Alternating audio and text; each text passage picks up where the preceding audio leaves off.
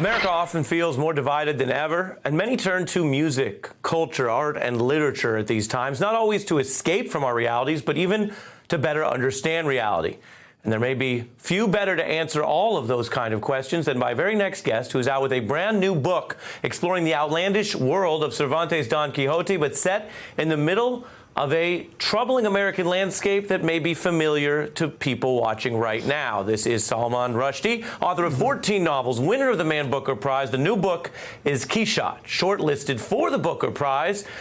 So great to have you here on The Beat. Thank you, sir. Thank you. Delighted to be here. Let's start with all of these parallels. What were you thinking of in today's politics and culture in writing the book this way? You know, the novel I wrote before took place almost entirely in New York City, and when I finished it, I thought, next time, get out of town.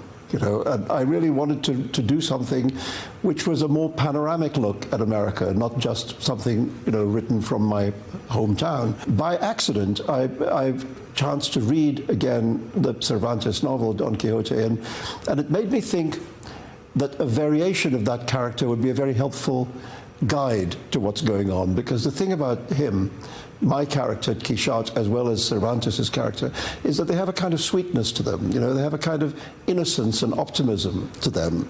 And I thought if I could take this kind of holy fool, this innocent, optimistic man, this dreamer, and send him out across a country that may not be having its most optimistic moment, that contrast would be, I hope, illuminating. I want to read a passage from your book that interests us, frankly, because it could be about politics, but I'll let you explain it. Okay. You write, it was the age of anything can happen, he reminded himself. There were no rules anymore. It was no longer possible to predict the weather or the likelihood of war or the outcome of elections. Anything can happen. What are you getting at there? Well, I really think we do live in this strange moment in which, and not just in America, also in Britain, also in India, these three countries that I've spent my life thinking about, in all of them, it's as if the rules of the game have decayed. You know, so nobody, we don't know anymore how things work, or why things work. Why do things happen the way they do? The unexpected happens every day. Things that you would have thought impossible a couple of years ago are now everyday reality. You know, to make a political point, you can have a president who wants to bomb hurricanes with nuclear weapons. I mean, that's something which, if I had presented that idea to a publisher for a short story, they would have said, that's really not convincing. Go and think of something more plausible. So implausible things are now everyday reality. You know, and I think it's for a lot of people bewildering to live in this world where there are no rules. You know, and where nobody knows what the new shape of the world will be. Well, you say that we have those conversations at a more humble level. We're not writing literature here, but as we put together the stories in the news rundown, as they call it, sometimes, yes, it does feel like, well, that's absurd. No, wait, that's what's happening. Something else serious in the book is the plot line deals with the opioid crisis. Yes. How important is that in your understanding of American culture today? Well, I think it's a testimony in many ways to the breakdown of some of these values that I've been talking about, and also to the kind of loneliness of America. You know, many people leading very isolated lives and seeking succor in these kinds of drug.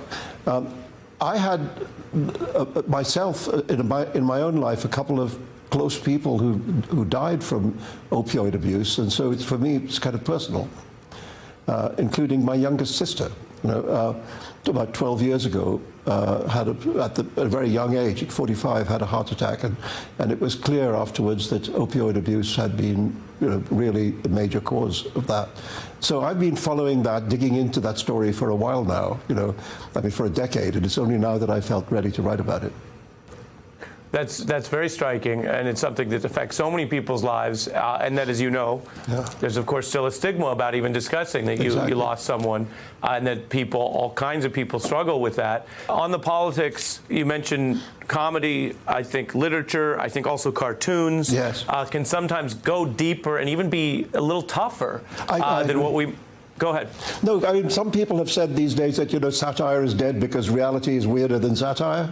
But actually, I think I'm grateful to TV comedians, to late night hosts because I think sometimes their comedy lets them go deeper into the matter and actually cut deeper and be more truthful in some ways. So I'm hoping that comedy, for me, is also a vehicle towards the truth. Well, you mentioned the truth. I think that's a fitting place for my final question. I want to read again from the book, which we mentioned is fiction, but you write about a wholly imaginary chief executive who was obsessed by cable news, who pandered to a white supremacist base. And if people know anything about you, I think it would be that you take no prisoners.